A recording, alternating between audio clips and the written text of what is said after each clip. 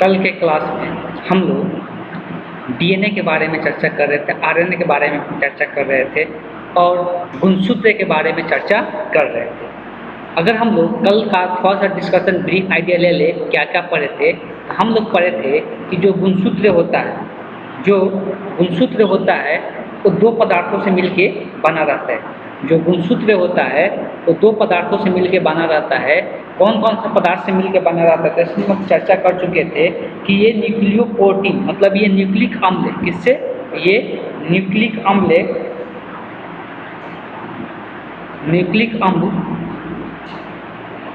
तथा दूसरा क्या होता है तो प्रोटीन। दूसरा क्या चीज़ से बना रहता है तो प्रोटीन से मिलके ये किसका निर्माण होता है तो न्यूक्लिक अम्ल और प्रोटीन से मिलकर किसका निर्माण होता है तो गुणसूत्र का निर्माण होता है। और गुणसूत्र कहाँ पे रहता है तो ये भी हम लोग चर्चा कर चुके थे कि हर एक जीव का एक सबसे छोटा इकाई जो होता है कोशिका होता है और कोशिका का एक केंद्रक होता है। इसी केंद्रक में क्या होता है तो गुणसूत्र पाया जाता है। इसी केंद्रक में क्या होता है गुणसूत्र पाया जाता है। तो हम लोग यहाँ पर यही चर्चा कर रहे थे, इसी के अंदर में गुणसूत्र पाया जाता है। अब यही जो इसमें गुणसूत्र होता है वो दो पदार्थों से मिलकर बना रहता है। किससे तो न्यूक्लिक अम्ल और तथा प्रोटीन से बना हुआ रहता है। न्यूक्लिक अम्ल और प्रोटीन। न्यूक्लिक अम्ल जो होता है वो दो प्रकार का होता है। कल भी हम लोग चर्चा कर चुके थे। न्यूक्लिक अम्ल जो होता है दो प्रकार का होता है, आरएनए और डीएनए। डीएनए और आरएनए बोल सकते हैं। डीएनए और आरएनए। डीएनए का मतलब होता है, डीएनए का मतलब भी हम लोग कल चर्चा किए थे कि डीएनए का मतलब क्या बोला जाता है। डीएनए का मतलब कहा जाता है कि डीऑक्सी राइबोन्यूक्लिक अम्ल। डीऑक्सी राइबोन्यूक्लिक अम्ल इसको बोलते हैं राइबोन्यूक्लिक अम्ल। इसको हम लोग डीऑक्सी राइबोन्यूक्लिक अम्ल कहते हैं और इसको हम लोग राइबोन्यूक्लिक अम्ल कहते हैं। ठीक है। अगर हम लोग बात करेंगे डीएनए का, डीएनए का जो फॉर्मेशन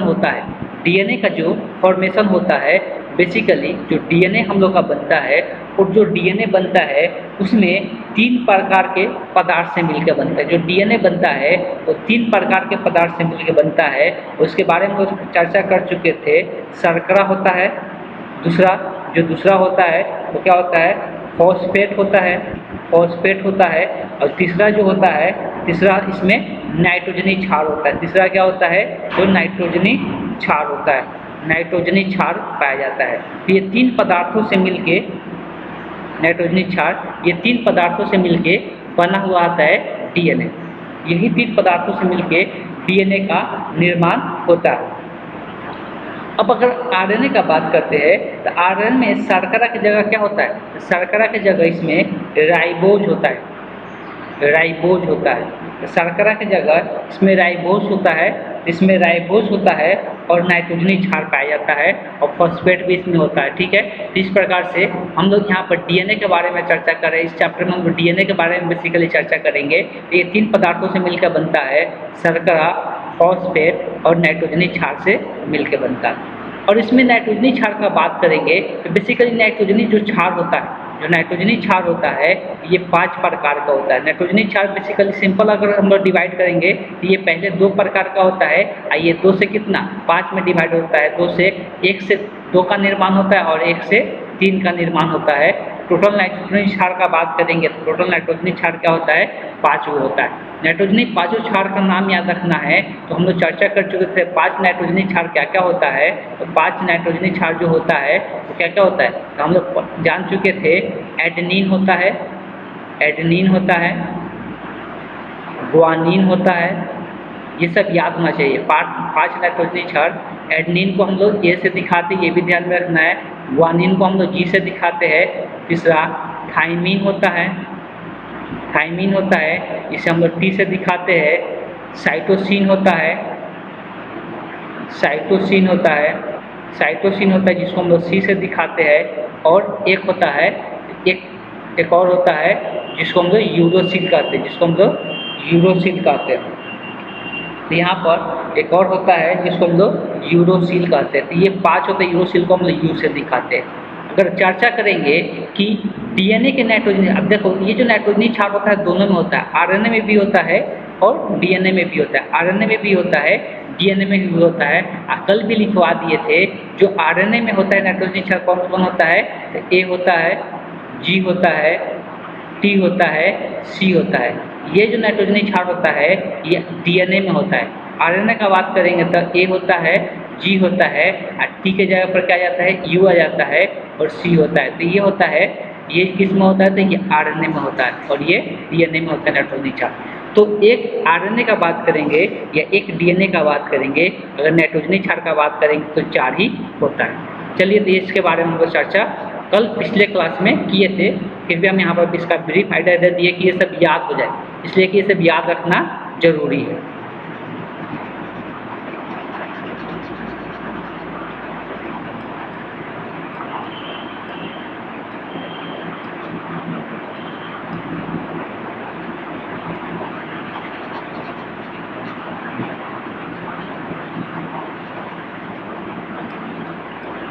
थोड़ा सा वेट कर ले।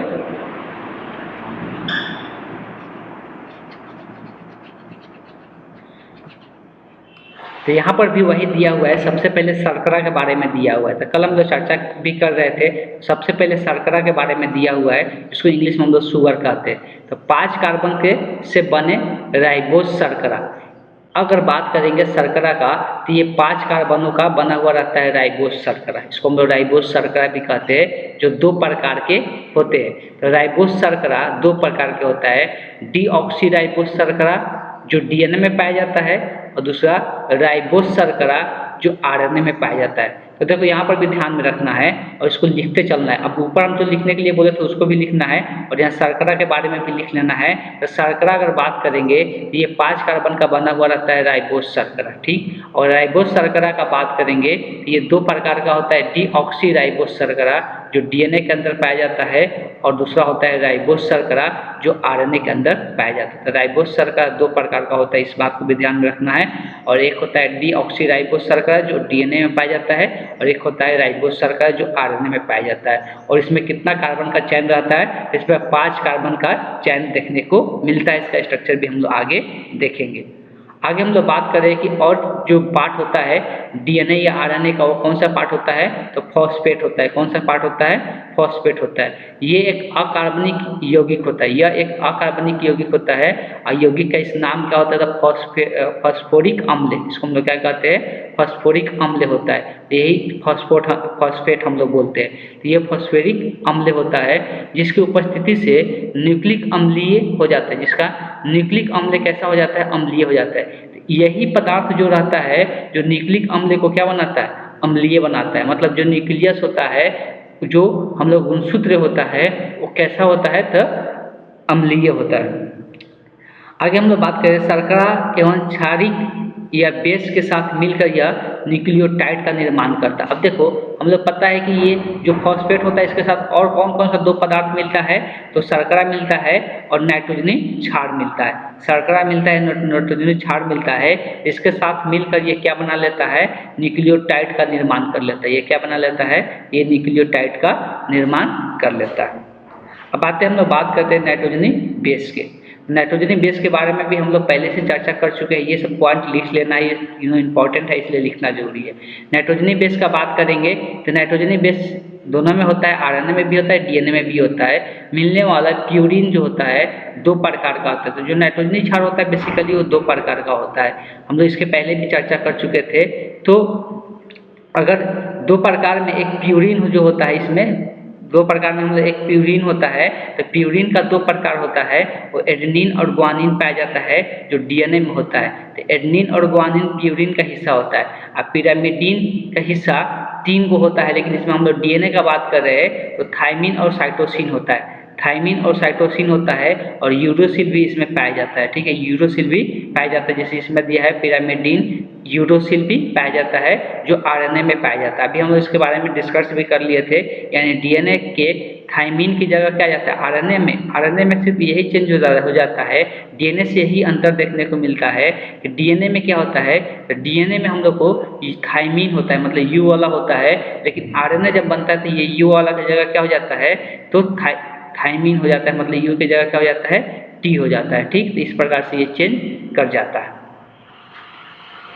तो थाइमिन की जगह यहाँ पे क्या जाता है, यूरोसिल पाया जाता है। आरएनए डीएनए के थाइमिन की जगह क्या पाया जाता है, यूरोसिल पाया, हम उल्टा कर दिए, इसमें थायमीन होता है और इसमें क्या होता है, इसमें यूरोसिल पाया जाता है। ठीक है, तो इतना लिख लेना है यहाँ तक इसको, और बाकी आगे भी लिखना नहीं है, जहाँ जरूरत पड़ेगा बताएंगे। अब ये पांचों नाइट्रोजनी क्षार का स्ट्रक्चर दिया हुआ है, शायद देख सकते हैं एडेनिन का दिया हुआ है, ये एडेनिन का स्ट्रक्चर है, ये नाइट्रोजनी क्षार एडेनिन का स्ट्रक्चर है, ये ग्वानिन का स्ट्रक्चर है, ये साइटोसिन का स्ट्रक्चर है, ये थायमिन का स्ट्रक्चर है, ये यूरोसिल का स्ट्रक्चर है। तो ये 5 नाइट्रोजनी क्षार का स्ट्रक्चर यहाँ पे दिया हुआ है, और इसका स्ट्रक्चर याद रखने की कोई ज़रूरत नहीं है, इसका कोई यूज नहीं है, इसको याद कभी ऐसा पूछा नहीं जाएगा कि इसका स्ट्रक्चर बताए। लेकिन यहाँ पर देख लेना है, ये एडेनिन का है, ये ग्वानिन का है, ये साइटोसिन का है, ये थायमिन का है, ये यूरोसिल का है। तो ये 5 प्रकार का नाइट्रोजनी क्षार का स्ट्रक्चर दिया हुआ है। जो न्यूक्लियोटाइड बनता है, जिससे हम लोग डीएनए का निर्माण होता है, तभी से जो न्यूक्लियोटाइड बनता है, न्यूक्लियोटाइड का अगर बात करेंगे तो इसमें तीनों पदार्थ जुड़ता है। फॉस्फेट जुड़ता है, इसमें तीनों पदार्थ जुड़ता है।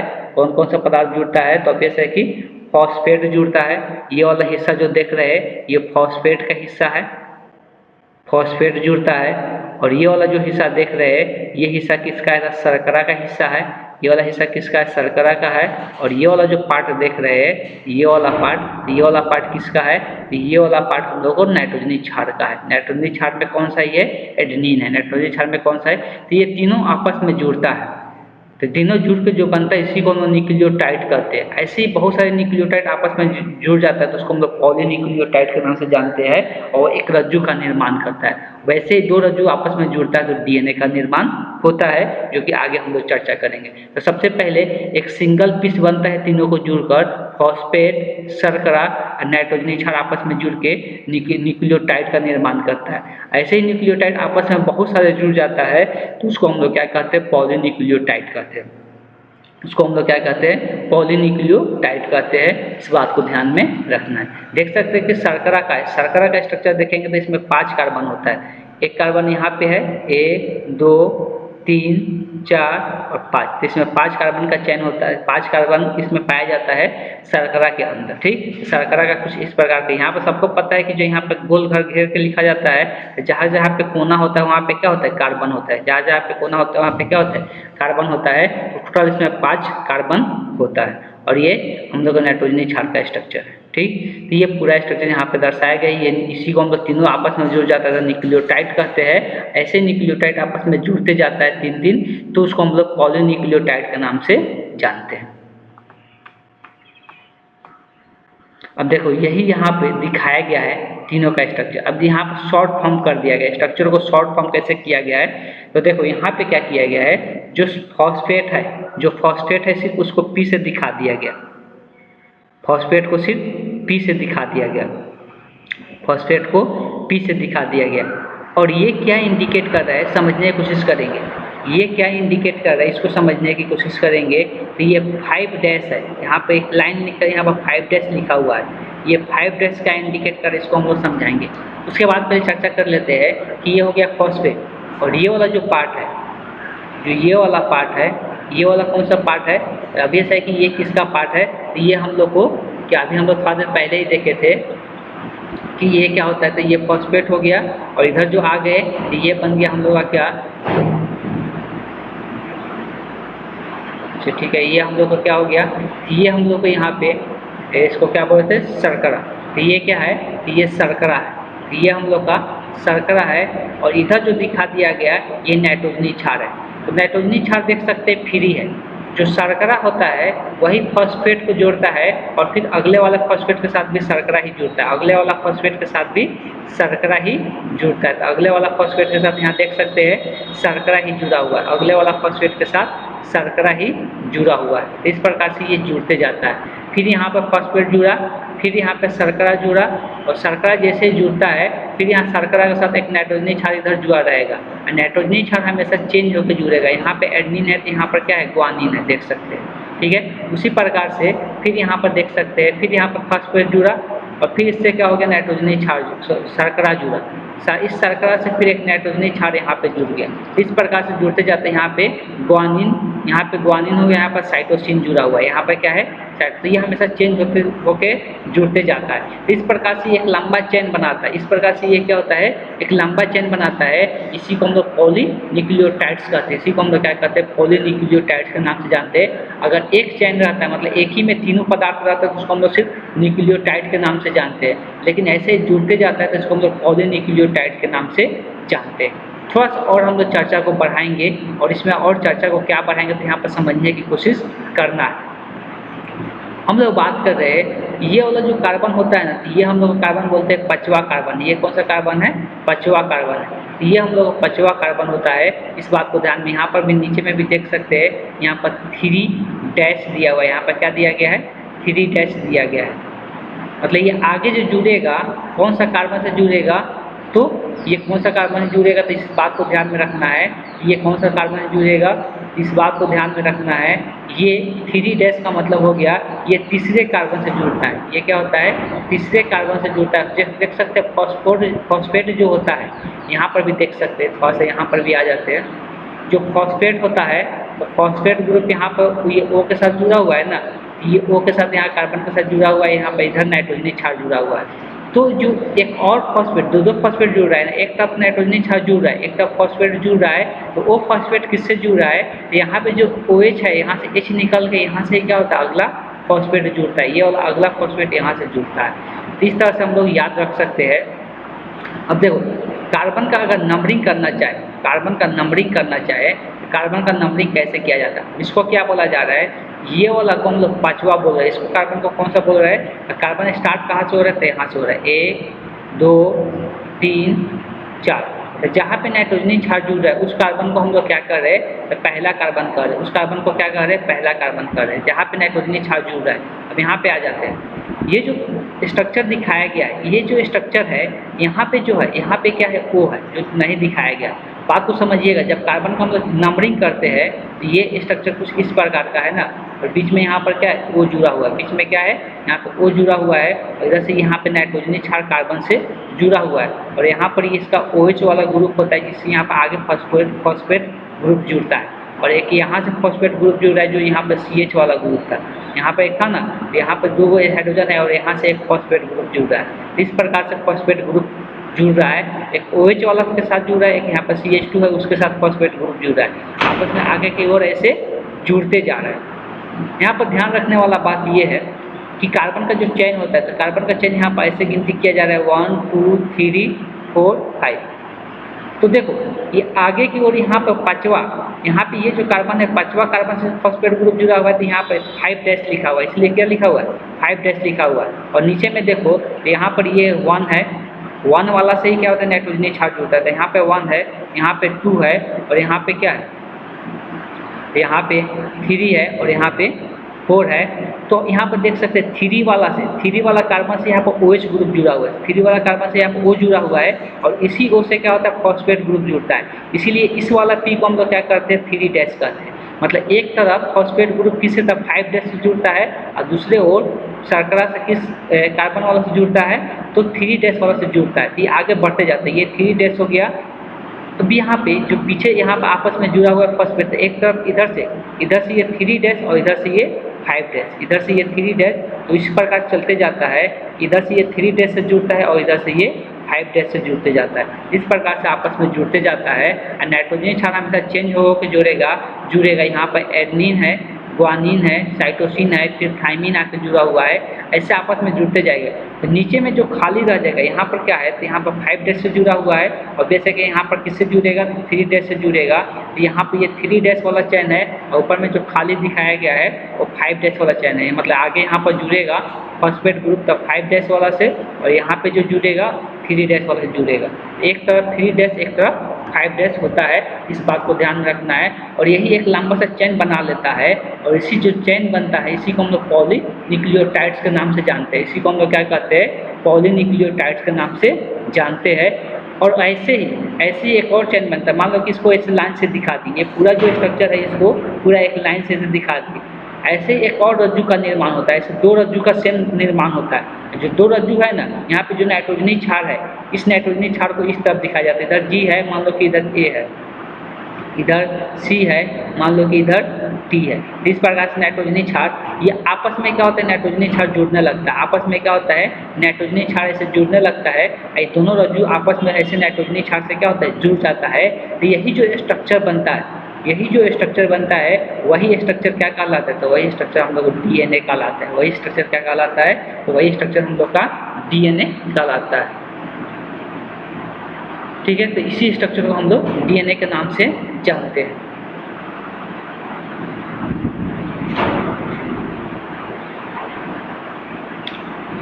आगे यहाँ पे बहुत सारे यहाँ और भी थ्योरी दिया हुआ है, उसको हम लोग देख लेते हैं कि अंतर को दर्शाया गया है, डीएनए और आरएनए का अंतर। ये लिख लेना, ये बहुत बार पूछा जाता है डीएनए और आरएनए में क्या अंतर होता है। तो डीएनए और आरएनए का अंतर का थोड़ा सा हम लोग चर्चा हम लोग कर लेते हैं।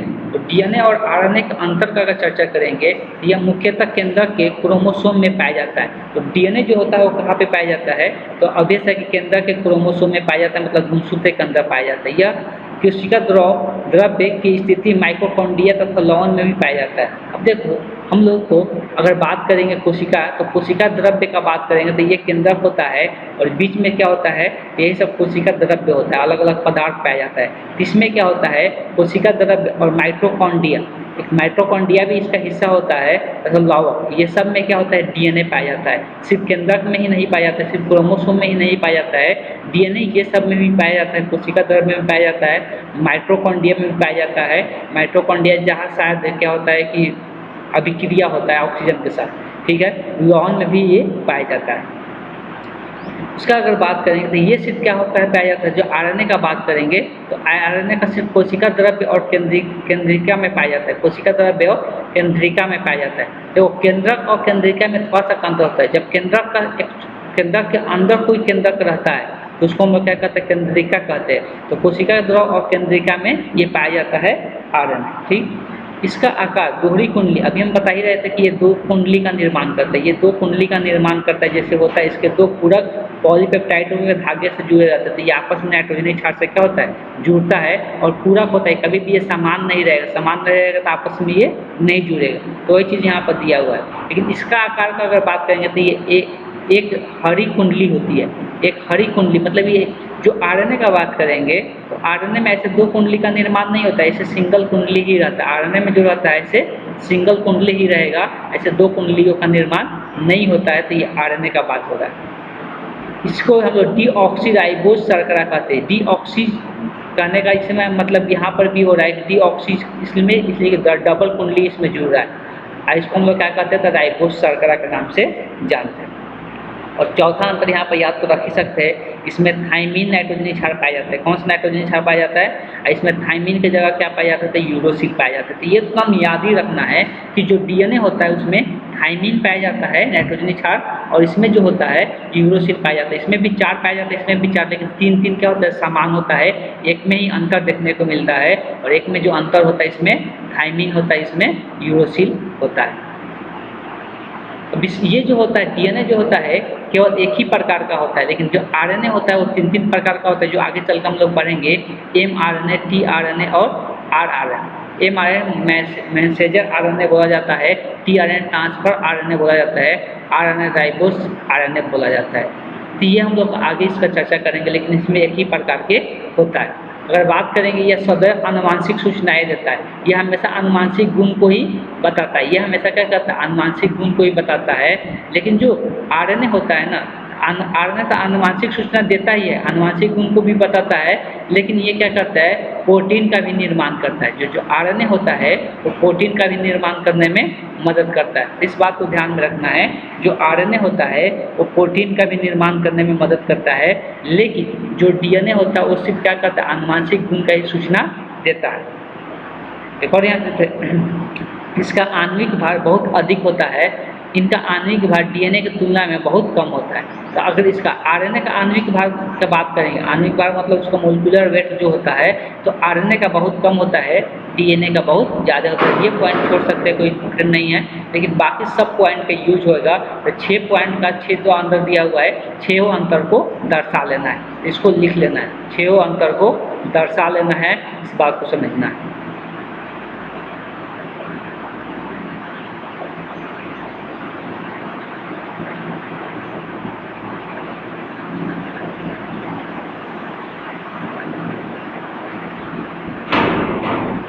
देखो यहाँ पे हम लोग बात अभी थोड़ा देर पहले ही कर रहे थे, जो डीएनए होता है डबल रज्जु का बना रहता है। डीएनए जो होता है डबल रज्जु का बना हुआ रहता है, इस बात को ध्यान में रखना है। और डबल रज्जु स्ट्रक्चर किस प्रकार का होता है, इसको एक चीज़ और याद रखना है। अभी हमको बता रहे थे डबल रज्जु, जब दो रज्जु बनता है तो एक तरफ क्या होता है, एक तरफ एडेनिन है तो दूसरे तरफ क्या होता है, तो दूसरे तरफ हमेशा थाइमिन होता है। दूसरे तरफ क्या होता है, थाइमिन होता है।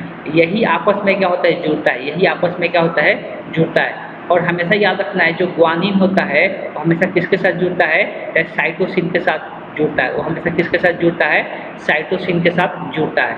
इस बात को ध्यान में रखना है। जो एडेनिन और थाइमिन एक साथ जुड़ता है, एडेनिन और थाइमिन एक साथ जुड़ता है, और ग्वानिन और साइटोसिन एक साथ जुड़ता है। यह हमेशा याद रखना। कभी भी एडेनिन जो होगा साइटोसिन के साथ नहीं जुड़ेगा, या ग्वानिन जो होगा थाइमिन के साथ नहीं जुड़ेगा। इस बात को ध्यान में रखना है। द्विकुंडली इसका स्ट्रक्चर होता है, ये बार बार बताते आ रहे हैं। जो डीएनए होता है वो द्विकुंडली स्ट्रक्चर होता है। अब थोड़ा सा इसका स्ट्रक्चर के बारे में बात कर लेते हैं। डीएनए का जो बनावट होता है अभी यहाँ पे देख सकते हैं। अभी थोड़ा देर पहले ही बता रहे थे कि ये आगे ऐसे जुड़ते जाता है, और ये क्या है, शर्करा है। इससे दिखाया जाए शर्करा फॉस्फेट ग्रुप है, फिर शर्करा, फिर फॉस्फेट, और साथ में इधर इस नाइट्रोजनी क्षार जुड़ा हुआ है। इधर क्या है, नाइट्रोजनी क्षार जुड़ा हुआ है।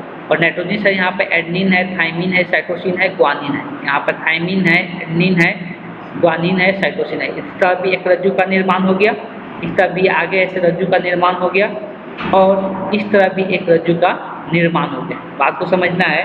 दो तरफ रज्जु का निर्माण हो गया, और दोनों रज्जु आपस में जुड़ता है। और दोनों रज्जु जो आपस में जुड़ता है किस प्रकार से जुड़ता है, इस बात को यहाँ पर ध्यान में रखना है।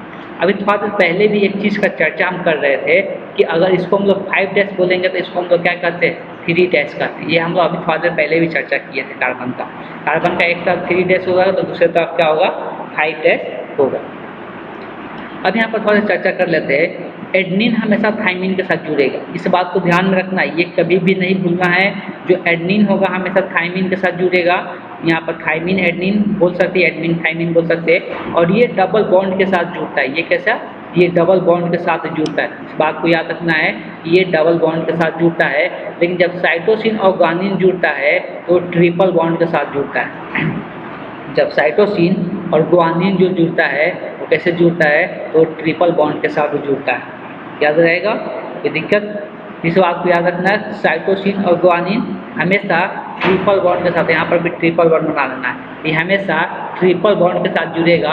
और जो एडेनिन और थाइमिन होता है वो डबल बॉन्ड के साथ जुड़ेगा हमेशा। एडेनिन जो होगा डीएनए का स्ट्रक्चर, इसका हेडिंग क्या लिखो बोलो, डीएनए का संरचना। डीएनए का संरचना लिखकर इसको बनाना है। डीएनए का संरचना लिखकर इसको बनाना है। और ये तो सिर्फ चीज़ें सब याद ही रहेगा, अलग से लिखवाने का मतलब नहीं है। कि एस का मतलब यहाँ पर शुगर मतलब शर्करा है, पी का मतलब फॉस्फेट है। ये अलग से लिखवाने की जरूरत नहीं है। आई थिंक ये अलग से लिखवाने की जरूरत नहीं है। और एक का मतलब एडेनिन, थाइमिन, ग्वानिन, तो ये सब पहले से ही पता है। और इसको लिखना चाहते थे, एस का मतलब यहाँ पर शर्करा को दर्शा रहा है, शर्करा को दर्शा रहा है। और पी का मतलब फॉस्फेट को दर्शा रहा है, पी का मतलब फॉस्फेट को दर्शा रहा है। ये स्ट्रक्चर बना लेना है, यही डीएनए का स्ट्रक्चर है। ठीक है, इसमें कुछ इंपॉर्टेंट पॉइंट, पहला तो पॉइंट बता ही दिए कि एडेनिन जो होगा हमेशा थाइमिन के साथ जुड़ेगा, जो साइटोसिन होगा हमेशा ग्वानिन के साथ जुड़ेगा। इस चीज़ याद रखना। अब हम लोग दो श्रृंखला बनता है ना, एक श्रृंखला का शर्करा जो होता है 3 डैश से 5 डैश की ओर होता है, और दूसरा जो रज्जु होता है वो 5 डैश से 3 डैश की ओर होगा। मतलब एक इधर वाला जो होगा 5 डैश से अगर 3 डैश है, इधर 3 डैश से क्या होगा, 5 डैश होगा। ये भी इंडिकेट कर लेना है। एक रज्जु जो होगा वो 5 डैश से 3 डैश है, तो दूसरे वो 3 डैश से क्या होगा, 5 डैश की ओर होगा। इस चीज़ को ध्यान में रखना है। अब अगर हम लोग बंधन का बात करेंगे तभी हम लोग बता ही रहे थे जो एडेनिन थाइमिन आपस में हाइड्रोजन बंध के साथ जुड़ता है, जबकि साइटोसिन ग्वानिन हमेशा 3 हाइड्रोजन बंध के साथ जुड़ता है। इसमें पहला पॉइंट जो लिखना है, इसको लिखना है एडेनिन थाइमिन से 2 हाइड्रोजन बंधों के द्वारा, जबकि साइटोसिन और ग्वानिन हमेशा 3 हाइड्रोजन बंधों के द्वारा जुड़ते हैं। इतना तक लिखना है, 3 हाइड्रोजन बंधों के द्वारा जुड़ते हैं। अब इस पर थोड़ा सा हम लोग चर्चा करेंगे। एक और इम्पोर्टेंट पॉइंट लिखेंगे कुंडली का एक पूर्ण घुमाव 24 एंगस्ट्रम पूरा होता है। ये कितना इसका दूरी होता है, एक पूरा घुमाव कितने का होता है, 24 एंगस्ट्रम का होता है। एक पूरा घुमाव कितने का होता है, 24 एंगस्ट्रम का होता है। इनमें 10 न्यूक्लियोटाइड्स पाया जाता है और एक घुमाव में कितना न्यूक्लियोटाइड्स पाया जाता है, 10 न्यूक्लियोटाइड्स पाया जाता है। यानी प्रत्येक जोड़ी के बीच, अगर प्रत्येक जोड़ी के बीच का दूरी देखेंगे तो कितना होता है, 3.4 एंगस्ट्रम की दूरी रहती है। तो ये पूरा लिखना है, 3.4 एंगस्ट्रम की दूरी होती है। दो स्टैंडों के बीच की दूरी, अगर दो स्टैंडों के बीच की दूरी अगर बात करेंगे तो दो स्टैंडों की बीच की दूरी जो होता है वो 20 एंगस्ट्रम होता है। एंगस्ट्रम में सबका मान दिया हुआ है, ये 20 एंगस्ट्रम होता है। डीएनए अनुव्यास का एक समान 20 एंगस्ट्रम। चलो इतना काफी है, इतना लिख लेना है। ये दूसरा डॉट, तीसरा और भी डॉट करते लिखना है, तीसरा डॉट हो गया, जैसे पीछे लिखना है। अब देखो इसका मतलब क्या है, थोड़ा सा समझ लेते हैं ये दूरी का मतलब क्या है। अब थोड़ा सा हम यहाँ पे एक और स्ट्रक्चर को बना रहे हैं, समझने की कोशिश करना है। ये पूरा कुंडली खुला हुआ कुंडली है, लेकिन ऐसे रहता नहीं है। बेसिकली ये यहाँ पे जुड़ा हुआ है, ठीक है। यहाँ पर सी लाइक यहाँ पर ये नाइट्रोजनी क्षार का बॉन्ड को दिखाया जा रहा है कि आपस में क्या होता है, ऐसे जुड़ा होता है, आपस में ऐसे जुड़ा रहता है। और ये जो सीढ़ी होता है ना, इसको पूरी तरह से लपेट दिया जाता है। क्या किया जाता है, जिससे धागा होता है, धागा को लपेटते हैं किसी के ऊपर, तो इसको भी क्या किया जाता है, पूरा लपेट दिया जाता है। तो इसको ऐसे पकड़ के ऐसे लपेट दिया जाता है। इस प्रकार से ऐसे कुंडली लाइक स्ट्रक्चर में इसको लपेट दिया जाता है, ठीक। इस प्रकार से इसको घुमा दिया जाता है। इसको ऐसे मान लो कि ये है, इसको ऐसे लपेट दिया जाता है। यही यहाँ पर ऐसे जुड़ाव होता है और इस तरह से ऐसे लपेट दिया जाता है। तो पूरा जो एक लेप्टाव होता है, एक लेप्टाव जो होता है, एक लेप्टाव में कितना इसका दूरी आ जाता है, तो एक लेप्टाव में जो आता है दूरी, वो दूरी दिया हुआ है। एक घुमाव में दूरी कितना हो जाता है, तो 34 एंगस्ट्रम होता है। एक घुमाव में, जब एक घुमाव पूरा होता है तो ये कितना नाइट्रोजनी क्षार आपस में जुड़ा रहता है। तो पूरा एक घुमाव जब पूरा होता है ये कितना नाइट्रोजनी क्षार आपस में जुड़ा रहता है, 10 नाइट्रोजनी क्षार आपस में जुड़ा हुआ रहता है एक घुमाव में। आगे बात किया जा रहा है कि 3.4 एंगस्ट्रम क्या है। 3.4 एंगस्ट्रम प्रत्येक जोड़ी के बीच की दूरी है। प्रत्येक जोड़ी के बीच की दूरी मतलब 3.4 एंगस्ट्रम कौन सा दूरी है, तो यहाँ से लेके यहाँ तक का जो दूरी है 3.4 एंगस्ट्रम है। यहाँ से लेके यहाँ तक का दूरी जो है 3.4 एंगस्ट्रम है। तो ये 20 एंगस्ट्रम क्या है, 20 एंगस्ट्रम बोला जा रहा है। जो यहाँ से ये दोनों रज्जु के बीच की दूरी, मतलब ये वाला जो दूरी है ये कितना है, तो ये 20 एंगस्ट्रम है। कितना है, 20 एंगस्ट्रम दिखाया जा रहा है। ये 20 एंगस्ट्रम है। और ये जो दूरी होता है, जो नाइट्रोजनी क्षार जो आपस में जुड़ा रहता है, इसके बीच की दूरी 3.4 एंगस्ट्रम होता है। ये दूरी याद रखना है, ये सब डायरेक्ट क्वेश्चन देखने को मिल जाता है। और तीसरा पॉइंट है यहाँ पर तो याद रखना ही है कि हमेशा जो एडेनिन होगा वो थाइमिन के साथ जुड़ेगा और डबल हाइड्रोजन बॉन्ड के साथ जुड़ेगा। जो साइटोसिन होगा वो गानिन के साथ जुड़ेगा, लेकिन ये ट्रिपल हाइड्रोजन बॉन्ड के साथ जुड़ेगा, जो कि नीचे हम लिखवा देंगे। आगे जो हम लोग इस चैप्टर में पढ़ने वाले हैं वो डीएनए के कुंडली के पैकेजिंग के बारे में पढ़ना है। डीएनए की कुंडली के पैकेजिंग के बारे में पढ़ना है। इसको हम लोग नेक्स्ट क्लास में पढ़ेंगे। तो आज के लिए क्लास को यहीं पर हम एंड करते हैं।